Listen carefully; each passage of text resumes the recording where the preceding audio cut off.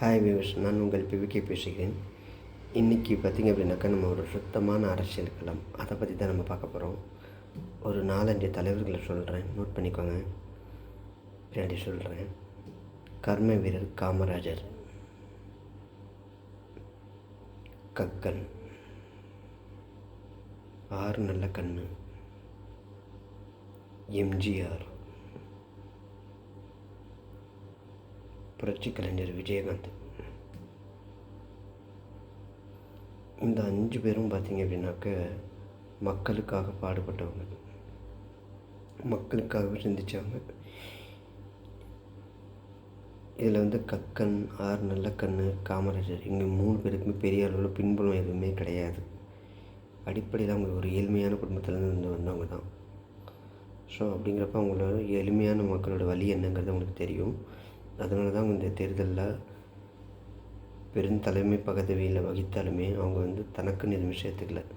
எது வந்தாலும் அவங்க டொனேட் பண்ணிடுவாங்க மக்களுக்குன்ட்டு. சரிங்களா?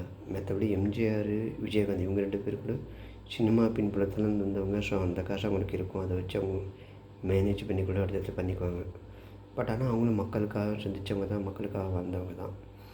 ஆனால் இந்த 5 பேர் இருக்காங்க இல்லையா, அவங்கள நம்ம தோக்கடிச்சோம் பாருங்கள். அந்த தோக்கடிச்சதோட விளைவு தான் இன்றைக்கி இப்போ இருக்கிற அரசியல் கட்டத்தில் ஒவ்வொருத்தர் தலையிலும் 1 லட்சம் ரூபாயிலேருந்து 4.5 லட்சம் வரைக்கும் கடன் இருக்குது. உங்களால் நம்ப முடியுதா? ஒழுங்காக நீங்கள் அவங்கள ஜெயிக்க வச்சுருந்தீங்கன்னா நமக்கு வேலை வாய்ப்பை பெருக்கி கொடுத்துருப்பாங்க, நமக்கு வாழ்க்கை தரத்தை உயர்த்தி கொடுத்துருப்பாங்க, நம்ம வேலைக்கு போகிறதுக்கான என்ன வழியோ அதை செஞ்சு கொடுத்துருப்பாங்க.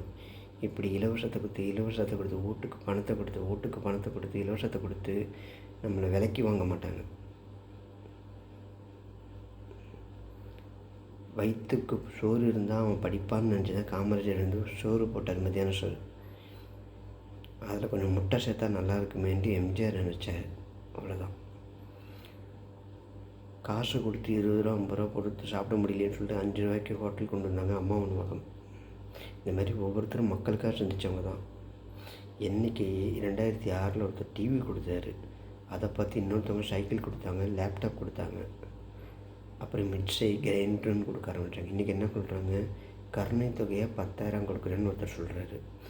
இன்னொருத்தர் மாதம் நான் 2,000 ரூபா தரேன் அப்படின்றாரு. இன்னொருத்தர் ஆண் பெண் இருப்பாளரும் பஸ்ஸில் ஃப்ரீயாக போகலான்றாரு.